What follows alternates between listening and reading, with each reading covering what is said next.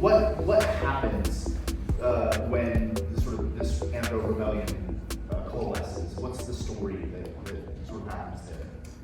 How does it come? How does it come to pass?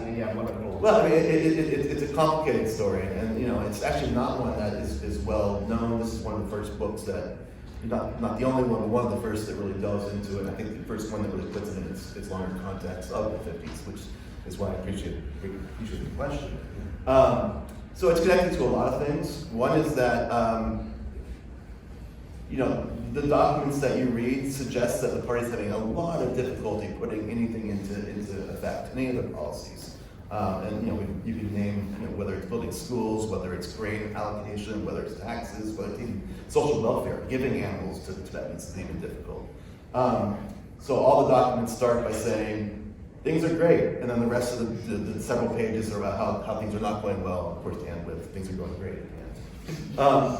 But when you start to really look at things, it's not as clear from the documents. You find out that there's acts of outright resistance over and over again throughout the decade. Whether it's this major uprising between 1949 and 1953, whether it's resistance to the high tide of socialist transformation in 1955, which the party essentially said, oh, they pull back on since we can't. It's an attempt to collectivize the pastoral areas in 1955, and the party says there's too much resistance to do it. Whether it's influence from a rebellion in 𝗃𝗃 to the south that begins in 55, 56, and actually reaches Amdo in 57, not earlier, and then the rebellion in 58 as well. So we really see a lot of resistance in those ways. We also see other types of resistance. So, for instance, the Communist Party does more than anything is hold meetings. They hold meeting after meeting. It's worse than a history department.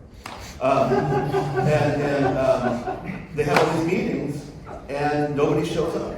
Over and over again. There's like, oh well, we'll have to postpone it for 10 days. Only half the people showed up. Now, you can read into that however you want, but I think I read into it, that's a form of resistance. Or, one headman says, for instance, since he joined the United Front, his own people don't listen to him anymore. They've lost respect for him. And when we try to go to their tents, they don't tie up their dogs. And if you know the grasslands, that means you're not welcome. You don't want these Tibetan dogs not tied up if you're near their tents.